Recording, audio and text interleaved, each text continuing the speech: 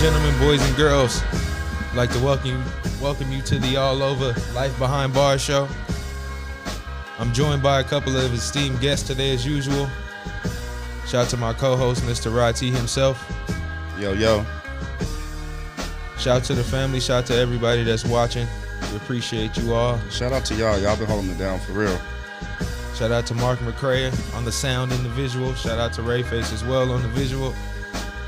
Shout out to my boy B. Clark in the background. But enough about us, man. Y'all know who we are. Let's get to these guests that we have. I got my guy immediately to my right, Mr. Leo J himself. What up? Illustrious professional DJ. You can catch him weekly, online. He has one of the most comprehensive online DJ sets ever. I really appreciate it because he gives you multiple angles of what he's doing. Like, it's really, really dope. Yeah. Right next to him, we got my guy, DJ Menace. Yes, Come on, man. The man, the myth, the legend, rapper, DJ extraordinaire. And then we got my guy, Mr. Mike B himself, DJ Mike B. Mr. Everywhere at one time. What's going on, my brother? How you doing today? Oh, man, bless. Man, got them here to talk about some things. You know what one thing that I do feel is like one of the most underrated factions of hip hop is the DJ in general to me.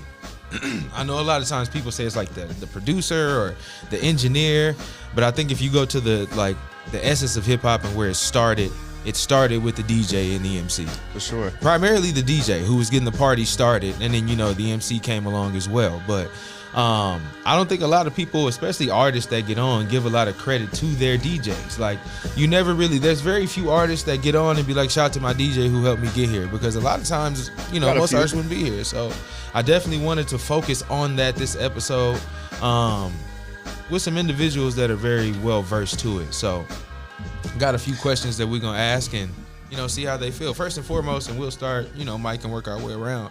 How long have you been DJing, bro, and what made you take it up as an occupation? Man, I'm going on my 19th year. 19 years? 19 years. Jesus. Yeah, Severance package. Flex on for that. I don't know what I get. A gold turntable or something? Gold Gotta be. baby. It gotta be. couple vintage records. But yeah, I've been doing it 19, man, and when I first started, it was always in me. Like, as far as even before I saw Juice, which was a big part of it. Like, So is that like is Juice like the standard for DJs? Like, is that like one of the ones that really? it was one of the, I think, first times that a DJ was central in a movie or a popular movie that people was a cult classic. Oh, At least in our age demo, for sure. Like definitely one of the more influential ones. Oh, I thought that was me. I got the same ringer. Microphone Wasn't me this time, guys.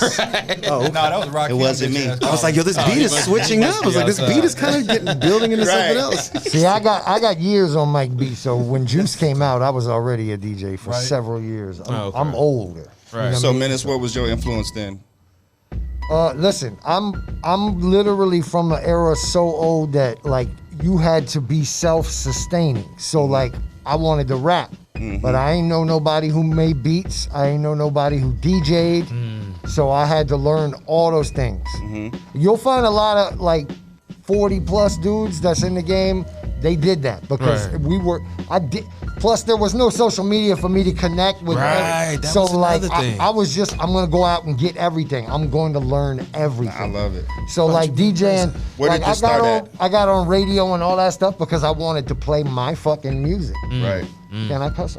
Yeah. No, you You got a headphones on like this. I thought I was gonna play my shit, but it's dope though because I've been able to live off hip hop, even though like my dream of being a major MC never, came out, but I still got to eat off it for the last 20 years. Real talk. Hey, real you're gonna talk. look back at this next year and this motherfucker gonna be on the Soul Train Awards and shit like that. For real. Right, for real. Man, I thought it was over. Menace, where Boy's a beast. are you from? Where did this start off at? Well, I've lived a lot of places. I was a military kid, but I'm really a South Floridian. I picked it up when I was like 11 years old in South Florida, which is like 88.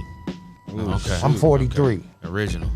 So What was the popping in pinnacle of hip hop? hip-hop. What was The pinnacle. popping at that time? Like, Eric B and Rakim, KRS, Right. and anything that I could get my hands on. I'm literally from, we would go to the store and buy shit just because it was rap. Right. I did not have to have heard it who it was, nothing. That's Oh, right. it's rap? Yeah, I'll buy it. Like, Dope. What about you, Leo? When did you start? Like, I've been around the DJ since at least 1999. I started off as an MC, doing a lot of drum and bass. Yeah. I started off.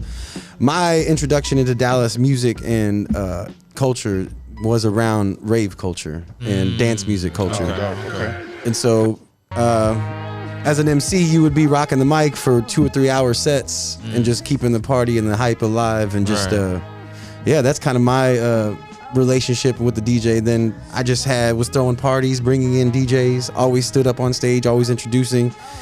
I just been around the DJ forever, and I was like, all right, I'm gonna really start coming out and flexing and doing what I do. I've always been at home playing vinyl and doing stuff, and it's only been within the last 5 or 6 years that I actually started playing out and got Serato and just started practicing. And but yeah, I've been by the DJ forever. so who are some of y'all's favorite DJs? Like, who are some of the people you feel like maybe your favorites, or who maybe inspired you to get into it as, like, you know, in the DJ culture? definitely Jeff. Okay. Jeff was my hero as a kid. Like, I used to listen to Live at Union Square, 1988, over and over and over. It's a track that's on He's the DJ, I'm the Rapper, where Jeff and Will are rocking live, and Jeff, like, debuts the Transformer scratch. I was fucking obsessed in my bedroom. What's really dope about that era was they would let the DJ have 2, maybe 3 cuts on the album just for the DJ. Yeah. Like, an instrumental was on, and the DJ would set up his cuts and different horn stabs and shit, and just you would really get a chance to, like, you know, study that in your bedroom over and over and over and over and over again. I got obsessed. Dope. Okay. Jeff. Okay. Jeff definitely. What about y'all? Oh man, Jeff is easily top 5 for me. I've seen him in New York 2 or 3 times, seen him in South Florida like 2 or 3 times, seen him in Dallas a number of times. DJ Newmark.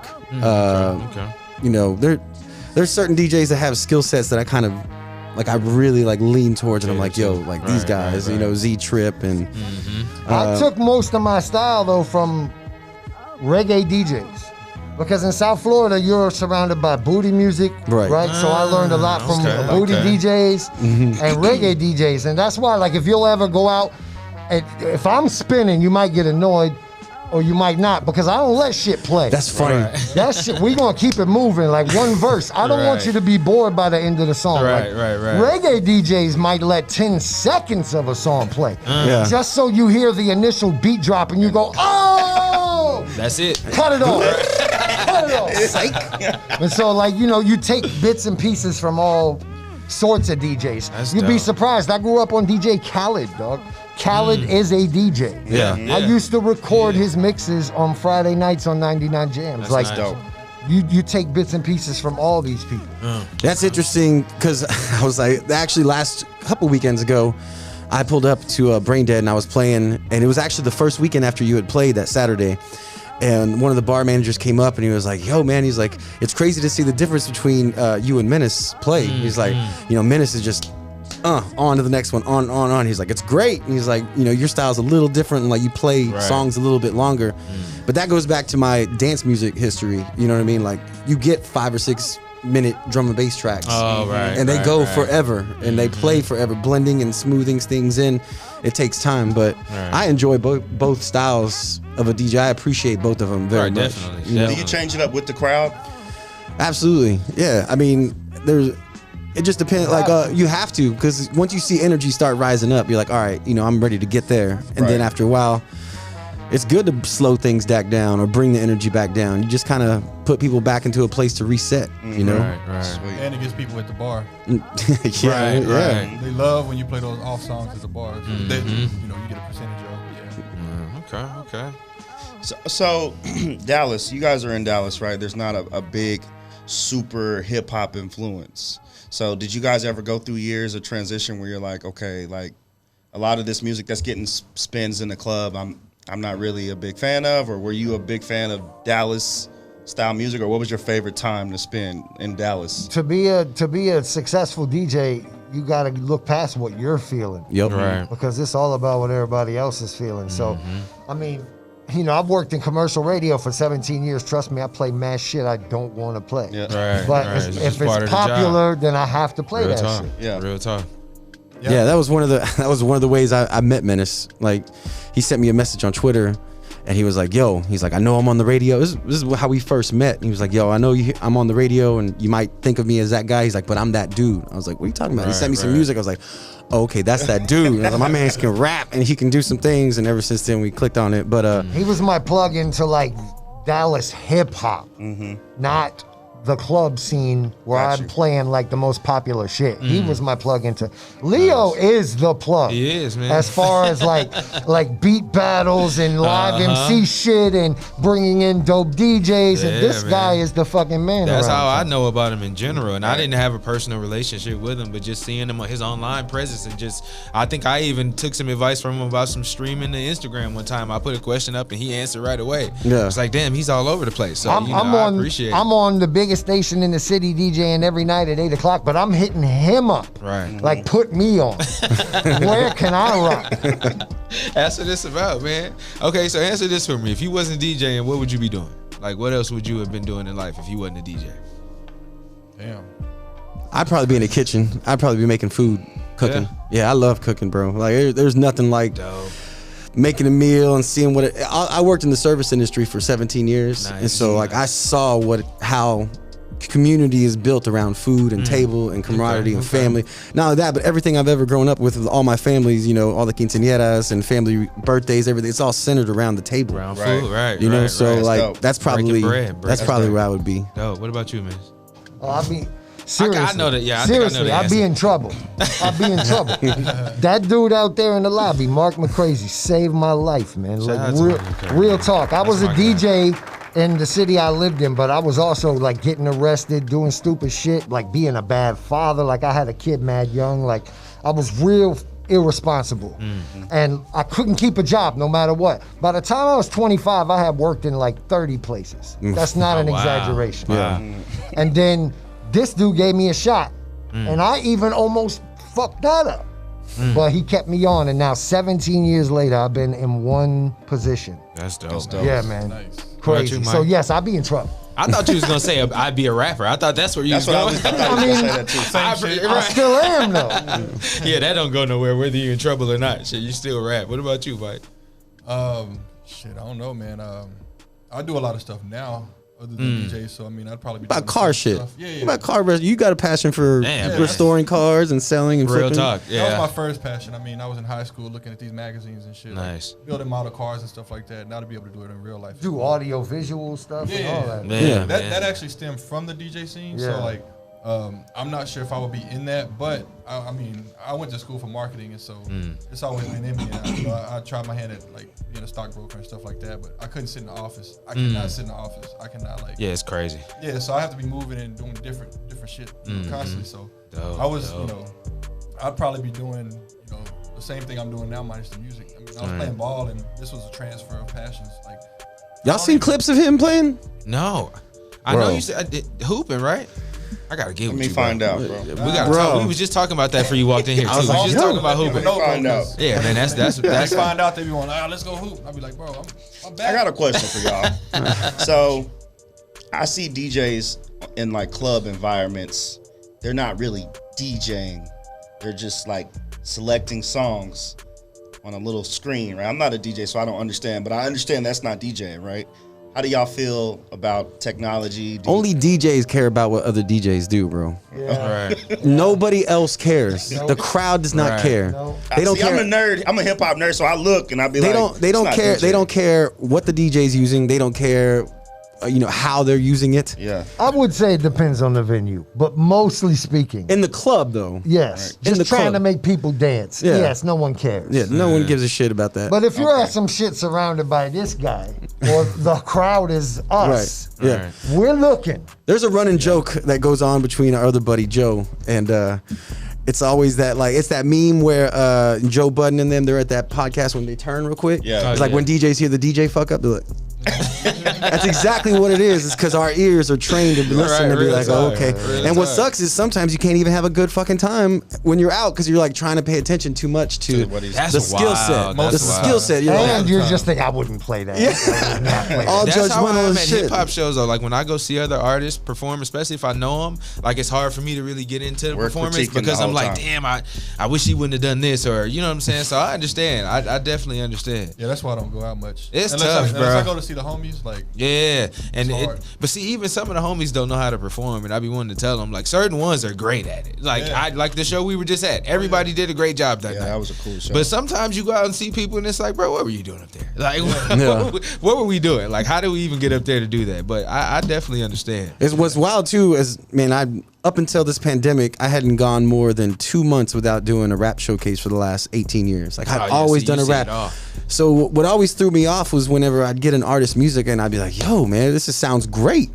But as soon as you see them live and it doesn't transition right, it's just like, what? Where did I go wrong, or what happened? Or the music that they send in, which is really dope, is nothing to like what they play live. Nothing that they I'm like, yo, that's not what the reason. That's funny. Me and Rakim Al-Jabbar are so tight. I ignored him until I saw him live, and I was like, "Oh, nice, son is nice." Yeah, that's right. Listen, I talk about that man so much on here. I told him it's, you know, after seeing a person record live and seeing them perform live and then talking to him about the craft, I'm like, listen, bro, I'm finna stop talking about you on my show because if the city and everybody was really behind him, he is literally a walking like legendary rapper. That's what he sounds like to me.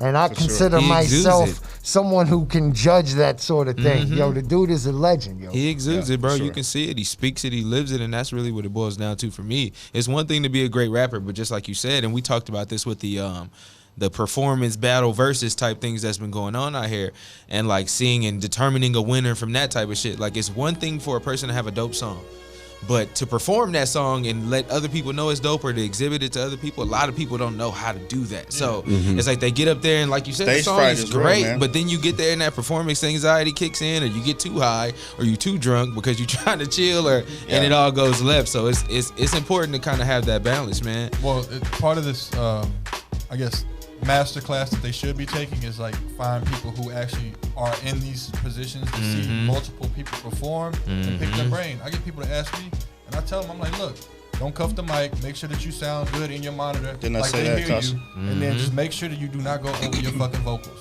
Yes. Period. Yes. Period. Do not. If I see somebody, a professional rapper, going over their vocals, there's two things you should do. You should have a vocal track, and you should have one without vocals, with ad-libs maybe.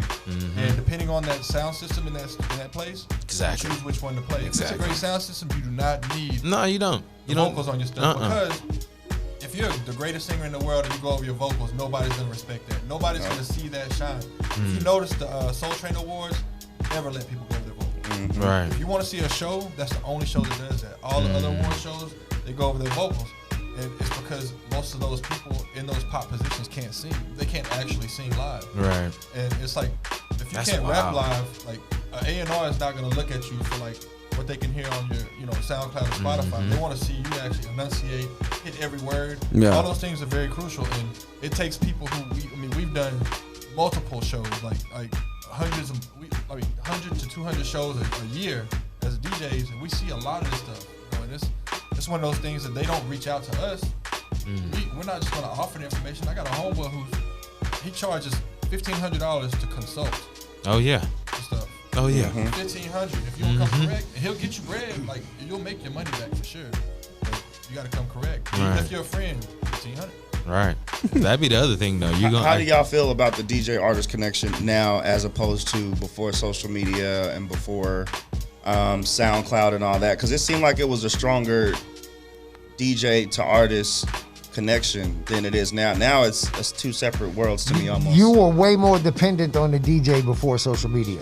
Way more dependent. To get your music. And it seems like everybody was, not just the artist, like the club owner, You can be self-sufficient now with the internet. I was talking to a buddy that sells records, been selling records forever. And he said he's like the moment he saw it change was whenever, the MP3s and everything started coming out, because DJ promos and the industry wanted a relationship with DJs. Right. They wanted to try. It still wasn't a good one, but they wanted a relationship. They wanted to hand out music.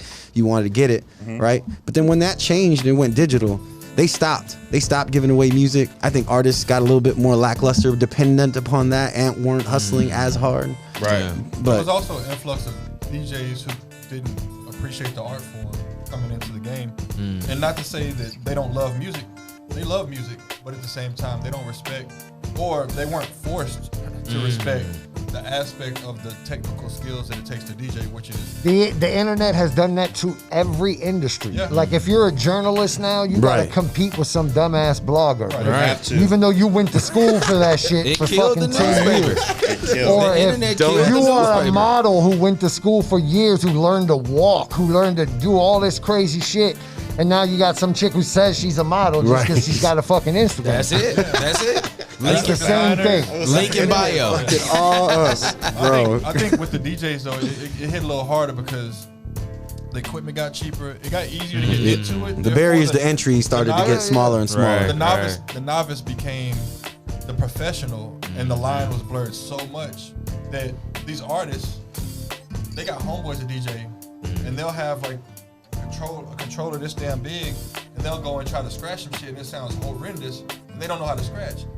On the flip side, everything is online. You can learn everything online. Yeah, all the tools are there. Everything. So if you were real serious about the craft, you'd be able to learn the right way and get your skill set down. And I think since everybody is a DJ now, it almost watered down the actual DJ artist mentality, Relationship, because yeah. like you said, they felt like they didn't need it because you know, if I DJ at 200 gigs a night and I got an artist that I'm backing, this dude's getting his stuff played. Right, I'm 200 running it. times I'm running it. a year. You know what I'm saying? So it's like, See, I think there's different channels that are still available to artists.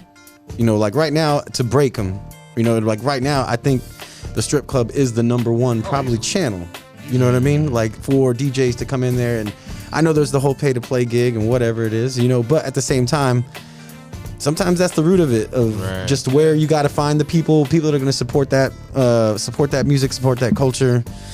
I mean, it is what it is. You got to find where the people are that are going to really push that sound. Real talk. And if Like that's say where cheese, if that's like where it things exists, and then that's stuff. where it exists. The Yeah, radio, like and balls. you know, that's what it is. Right, There's no knock on any of it. right, right. Everybody's got to find their own lane. And that kind of falls into my next question, which was kind of, you know, if you can give advice to maybe an up and coming DJ, what would it be? Like if you had somebody you gave a fuck enough about to be like, hey, let me sit you down and tell you some of the shit you need to know about this, what would it be? and I could make a person rich Right. with the stuff that I know because I learned it like going The through hard it. way. Going through it, Small right? things, how to roll cables, how to, you know, why you should own speakers. Like it's just random stuff. That's crazy that's what you said, because the person would think they would just go right to the, you know, right to the tables and talk about how you get the club going, and you If I said teach how to somebody roll Yeah, cables. if I teach somebody how to DJ, they're not touching any DJ equipment for at least a month. None. I like that They're gonna analogy. learn- That's the basketball yeah. analogy. You're not gonna Right. shoot. You're not shooting first. We're gonna teach you everything else. You ain't gonna probably even touch a ball. Because they're gonna get into that, and that's the only thing that they're gonna want Right, to play with, right. because that's the fun part. When you do get there, though, I 3 words. Mark will tell you this shit. Play the hits. Yeah. I know y'all don't want to hear that, but that's how you It succeed. it makes sense though. That's how you succeed. Play songs that people love. Right. Except Drake, but yeah. All right, here we go. Here we go. Well, I was an instructor at the Keep Spinning DJ Academy with my Nice. man DJ J Clip. Yeah, shout out And to that, man. what we did out to early on, which was very important for every single student that came in, was you had to learn how to, you know, run a turntable. Right, You know, I know that it's expensive and it's a, you know, but at the same time, that's what I would say to an upcoming DJ. Like, man, just learn it. You ain't gotta buy the gear. You ain't gotta, you know, find a way to get your hands on it. Find The your way gist to of it. there's things you can learn from a turntable. Somebody compared it to me this way. They were like, yo, you get an OG camera, right? Lenses before it went to DSLRs. Right. You had to manually use your hands and your eyes and the math and the numbers, you know, in your head to be like, all right, this is what I got to do to make it look right.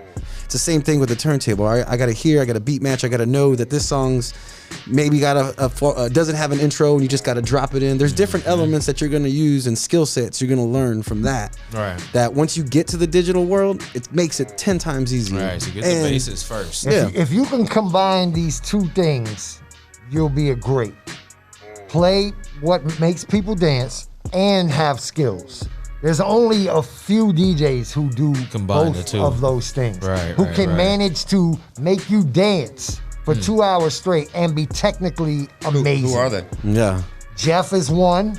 Newmark is one. Newmark blew my mind. Oh, his monkey. It blew my mind.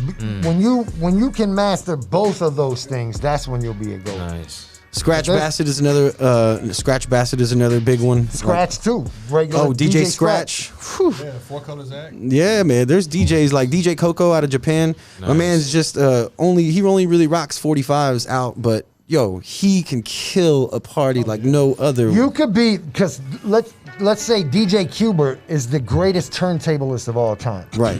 But he might not be the best party rocker. Right. He ain't gonna get the crowd going unless you're a turntable nerd staring at every movement of his hand. Right. So if you can balance the two, The technical guy. Yeah. Yeah. Yeah. Okay. How do y'all feel about DJs training women to DJ and kind of protegeing them?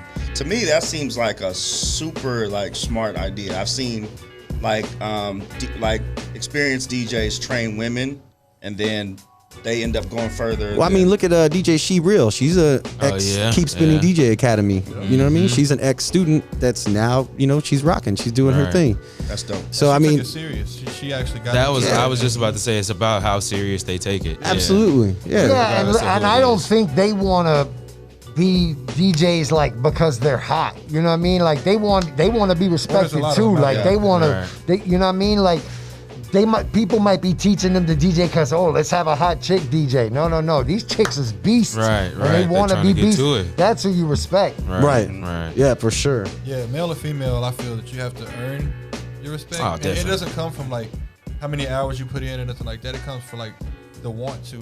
If you want to, and you don't have to be true to the craft at all, like true turntablism and then you just have to be a student and always want to learn and just be have fun with it at the end of the day. Nice. There's no Nice. male, female.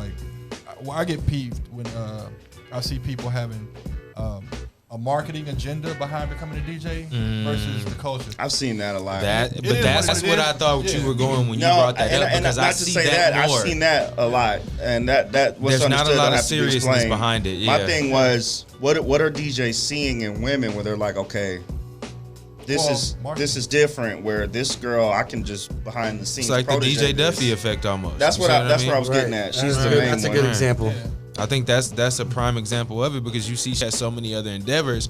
So it's like, was the DJ thing really a passion or was it more of a crutch or a ladder to get where you are, a stepping stone? You know what I'm Yeah. saying? Which I'm not mad at either way. Whatever way you choose to go about it, I just see that same tactic being done in other places where it's not as efficient or Right. fluent. So it always seems like a gimmick almost. Like, you just learned how to do a little something on the Serato and now you calling yourself DJ Bad Bitch or whatever your name is. Right. Yeah, You it's see what the I'm same saying? thing So with for the real. celebrity Exactly. DJs as well. Like some of the guys. Right. But you gotta Forget look at about it. You know how mad I get when I see Shaq? Fucking Shaq is Shaq, a bro. DJ That's though. the first one that comes to I mind. love Shaq as Wiz Khalifa. I love DJ Shaq back in as the a day. person. I even had his album and shit. You know Leave what I mean? some In the space 90s, for other come on, people, man. Shaq. That's Come my on. thing. You do everything fucking well. You super rich. Rap. You 7 feet tall. First of all, leave some room for other people to do other shit, bro. Damn. There's only one, I guess, celebrity or person that I'm like, okay, Russell Peters.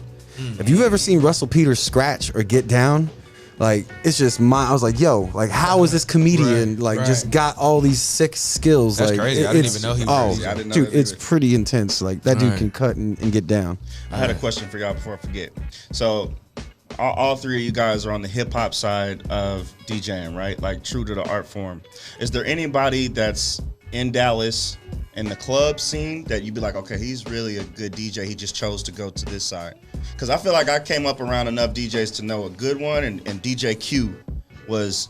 I've seen him shout since to I Q. was little on turntables, but he chose to go the route of the club Right. scene. Right. Do y'all know anybody on that side where you're like, if he's respectable on that side? On that I side, don't be in the club, so I couldn't even. Right? I Real don't. talk. that we're actually, I see what named you're mine. saying, going on Yeah, that that's what I'm saying. side. That's the only one I could really think of. Right. That's on that side. That's true to art form. I mean, I would say- if you wanted to, I know he doesn't live here anymore, and I know he's the GOAT of Dallas Boogie, but Zach Witness, Oh, okay. Yeah, Zach yeah. incredible turntablist, incredible DJ, like incredible.